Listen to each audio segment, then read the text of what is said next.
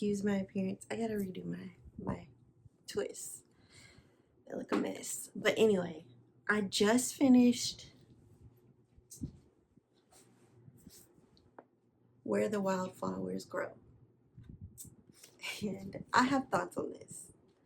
But I just finished it, so I need to think about my thoughts and then come to y'all to see what I thought. But yeah, I'm on break at work, and I was looking at my bookshelf trying to see what mood I'm in. Like, usually I would go to my Kindle and see what they got, but I really want to like knock down some of my TBR, which is a lot of this bookshelf. Um, so I have some ones that I was thinking about getting. So I wanted to come to y'all and just kind of look at my bookshelf, see what I got, and then see what I might read next. So the first one I was looking at was, let's see if y'all can see, yeah, this one. Now That I Found You, I found this at Books A Million in the clearance section, and the cover is what drew my attention. And then I saw Christina Forrest wrote it, and I really liked The Neighbor Favor. So I picked this book up,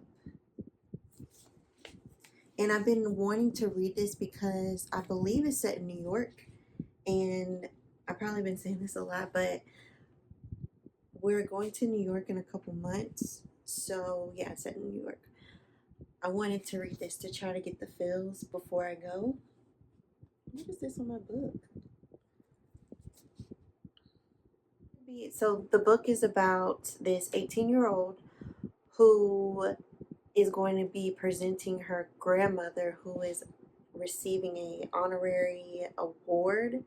She was like a Hollywood star, and she's going to be giving her grandma this big award, and it turns out that her grandma ends up like disappearing. Apparently she was like a recluse, but then when she went to go see about her, she vanished. And the last person to see her was this guy, which is like a young musician. And I guess they team up together to look for her grandmother, and she ends up finding out some stuff about her grandma. And it says, Evie and Milo conduct a wild manhunt across New York City. Romance and adventure abound, while Evie makes some surprising discoveries about her grandmother and herself. I love stuff like this. It seems really light and cutesy, but also has like some elements of like exploration of her family line.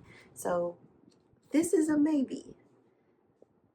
I think this will be cute. I didn't look up the ratings or anything like that, just because I just want to go into it excited about it.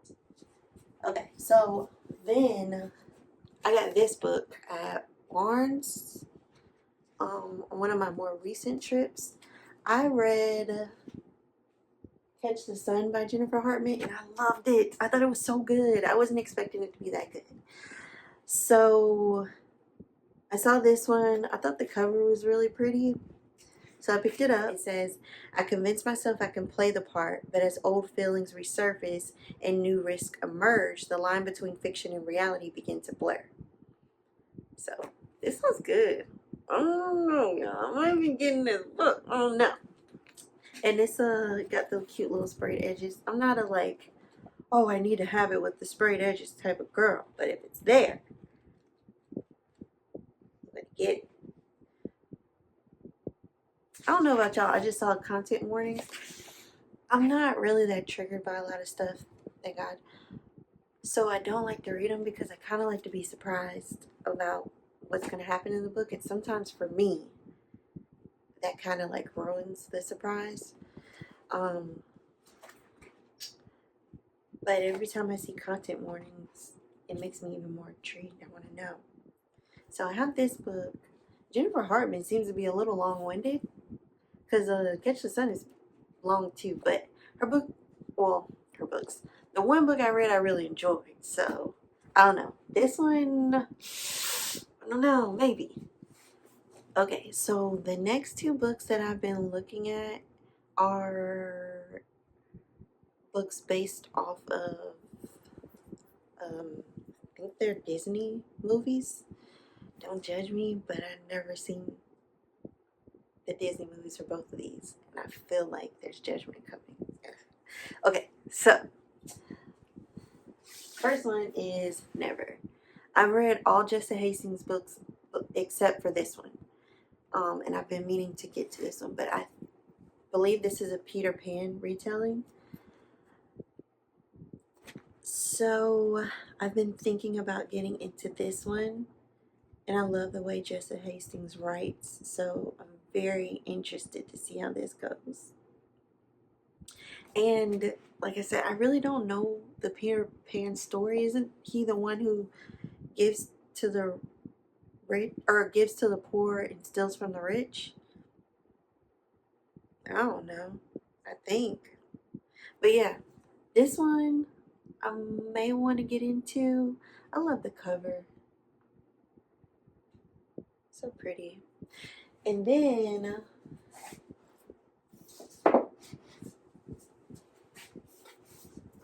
I had this one.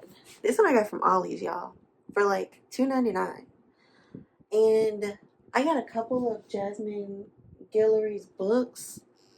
I'd be lying if I said like I love them all. They're just all okay to me. But I do want something like a palette cleanser. Nothing too heavy, as you can see where I'm going with this. And this is a Beauty and the Beast retelling, like with a modern twist. So I have this one too. And I love this cover. Aren't they adorable? Just so cute. Yeah, this is the bookshelf where I have books by more than one author. So I guess I can take y'all in the other room and show y'all the other bookshelf real quick. So,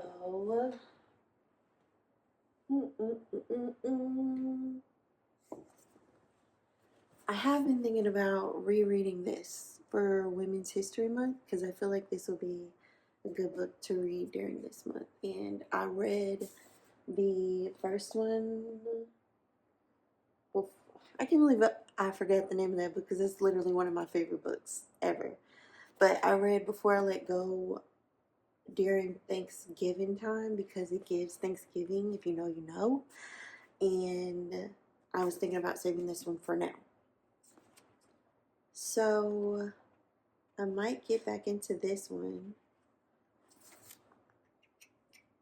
And this, I have the cover snob covers of these books. Well, the cover snob version of these books that have the flowered sprayed edges on my other bookshelf, if y'all didn't see. So I might get into this one. This is the book I'd probably pick up and read though, because look, it's been through it. But the book was so good, I couldn't put it down. I had to eat and read it.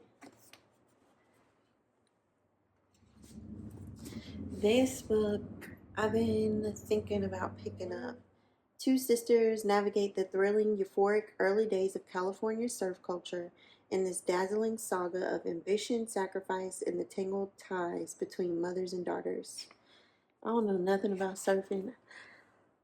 I can't swim.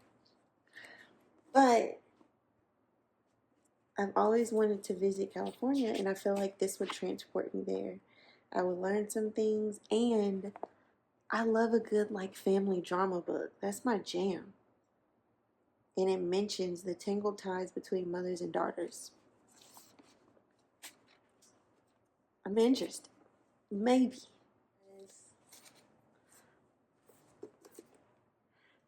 I wanted to do something light, but I do want to get to this book.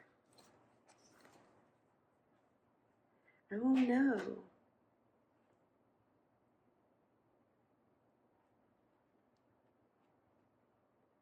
I don't know, y'all. I don't know.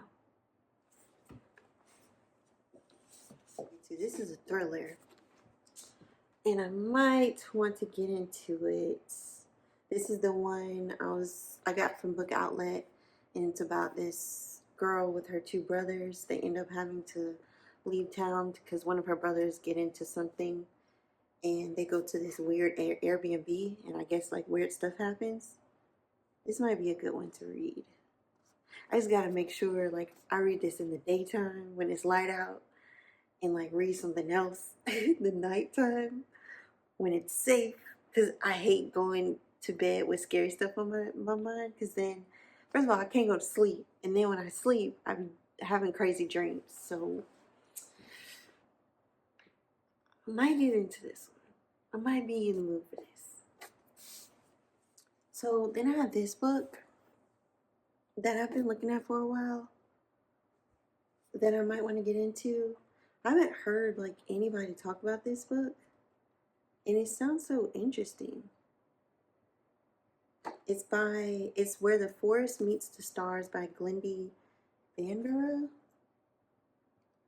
and it's basically about this lady who loses her mom and then has her own battle with breast cancer, and she has this mysterious kid show up to her front door, and she enlists the help of her neighbor who's a recluse to take care of this kid. And the kid is saying that she has to do 5 miracles before she can leave, something like that. And the more they get to know the kid, the more I guess they realize how smart the kid is. Yeah, they say, how does this young girl not only read but understands Shakespeare? Why do good things keep happening in her presence? Mm. And why aren't Joe and Gabe? That's the lady whose house she came into, and then the neighbor. Why aren't Joe and Gabe checking the missing children's website anymore? And it talks about they have an incredible bond. Um, dangerous past closes in. Painful secrets will be forced to open. So it's the end of the day, and I think I picked the book that I want to read next. And shocker, it was none of the books that I showed y'all. I was just sitting over there and I saw Love Radio, and I was like, I bought this book so long ago. I think it was from a book outlet shopping spree that I went on like a long time ago. And I've been wanting to read this, just haven't had the time, but I think that I am in the right headspace to, first of all, read a YA, because I feel like you need to be in the right headspace, because some of the decisions that they make, you're just like, why? And some of the characters aren't always likable as a grown adult. But I'm in the right headspace. I want to read it. It sounds super cute, and that's what I want to do. Sorry if you hear my child's TV in the background. But yes, this is what I'm reading, and it looks like it's about these two teenagers. One of them, the prince, the guy, he does like a little cute little radio show where he helps like heartbroken or brokenhearted listeners through like their issues. Danny wants to go to New York, study.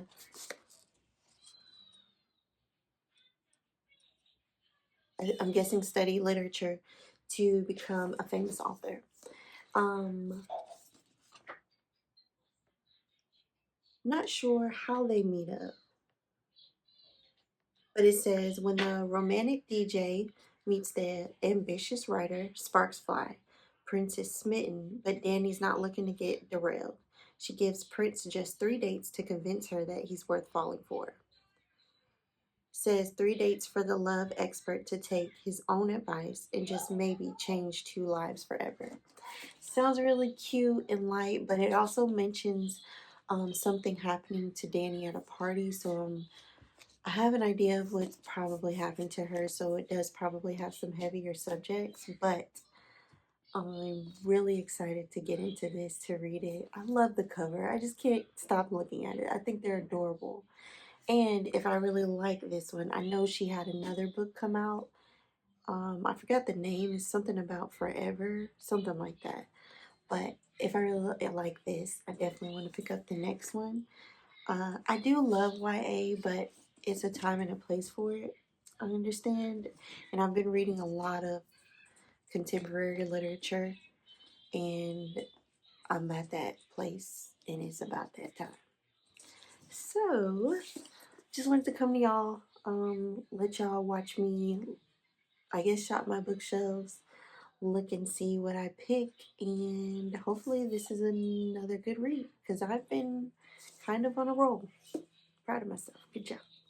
But yeah, thanks for watching. Stay tuned for more, and I do plan on maybe retwisting my hair and talking to y'all about um oh shoot, did I get gum on this book? That's crazy. Talking to you about where the wildflowers grow. As soon as I get my thoughts together on that.